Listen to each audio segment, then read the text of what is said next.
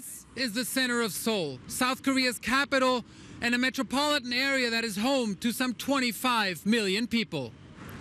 The North Korean border is only some 50 kilometers away. And that means that while the world is talking about North Korea's missile tests, the reality here is that Kim Jong-un doesn't even need missiles to rain fire on this city. Seoul lies well in range of North Korea's artillery that is stationed along the border. And an attack by that alone would likely suffice to inflict significant damage and loss of life. But when you look around, you don't get the impression that the people of Seoul are particularly fazed by this threat, even as tensions are on the rise.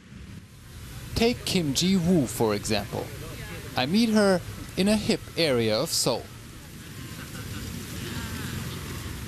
Kim Ji-woo holds a degree in international studies and dreams of a career as an actress. She and her peers have never known a united Korea. We're all aware that there might be a slight chance of, an actual war maybe in the future, but it doesn't really affect us because we've been living with this situation ever since we were born. So sometimes when the media stresses how the North Korea is threatening us and how they're shooting the missiles, we are kind of surprised at times, but we just know, oh, there's another missile going on, so it's not a big deal. It's not really affecting our lifestyles or any of our life decisions. So how do you think the next government should deal with North Korea? I think it's better to cope the current situation with having more conversations and maybe be more, less aggressive. They should at least be using another way of opening up conversations than the form of government.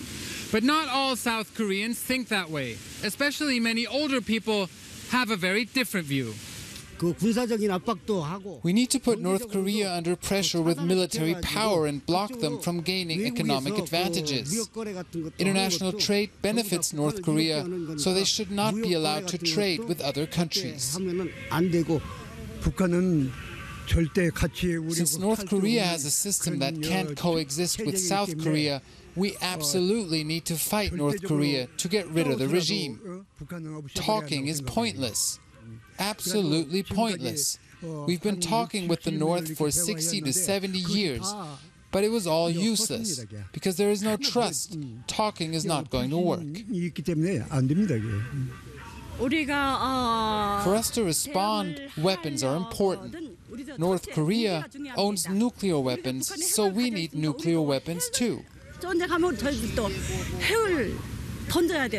In the upcoming elections, the question of how to deal with North Korea is a decisive one. But no matter who wins, this is an issue that South Koreans are likely to disagree on for years to come.